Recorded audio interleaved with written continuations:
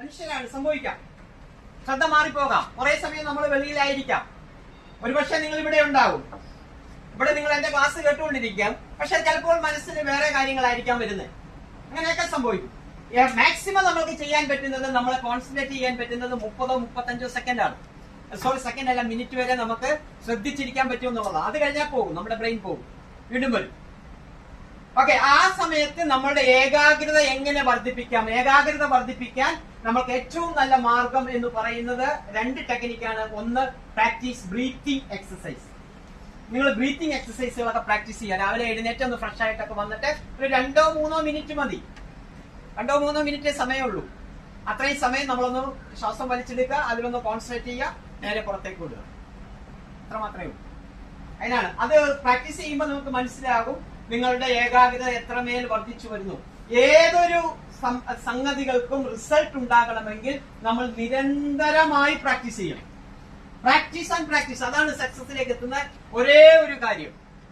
നിങ്ങളിങ്ങനെ പുസ്തകം എടുത്തിങ്ങനെ വെച്ചു, ഫിസിക്സിന്റെ പുസ്തകം എടുത്തിങ്ങനെ വെച്ചു, നെഞ്ചത്ത് വെച്ചു, എന്നിട്ട് പറയുകയാണ് എന്റെ ഈശ്വര എന്നെ വിജയിപ്പിക്കണേ എന്ന് പറഞ്ഞാൽ പുസ്തകവും അങ്ങനെ ഇരിക്കും, നിങ്ങളും അങ്ങനെ തന്നെ ഇരിക്കും.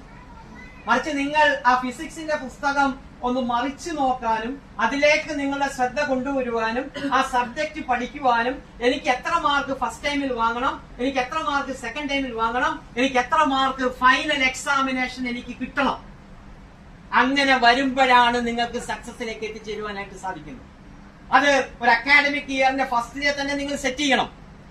ഇപ്പോൾ നിങ്ങൾക്കറിയാം സെക്കൻഡ് ടൈമിൽ നിങ്ങൾക്ക് കിട്ടിയ മാർക്ക് നിങ്ങൾക്കറിയാം, ആ ഓരോ വിഷയത്തിനും കിട്ടിയ മാർക്ക് നിങ്ങൾക്കറിയാം. ഞാൻ ഈ അടുത്ത സമയത്ത് ഒരു വലിയ ഹയർ സെക്കൻഡറി സ്കൂളിൽ പ്രോഗ്രാം ചെയ്യാൻ ചെന്നപ്പോൾ 10ാം ക്ലാസ്സിലെ കുട്ടികളാണ്, 400 കുട്ടികൾ ഇരിക്കുന്ന കൂട്ടത്തിലാണ്. വലിയ ഓഡിയൻസ് ഉള്ള ഒരു സ്കൂളാണ്. പക്ഷെ ഞാൻ അവിടുത്തെ കുട്ടികളുടെ അടുക്കൽ ചോദിച്ചു, നിങ്ങൾക്ക് സെക്കൻഡ് ടൈമിൽ കിട്ടിയ മാർക്ക് എത്രയാണ് ഓരോ വിഷയത്തിനും?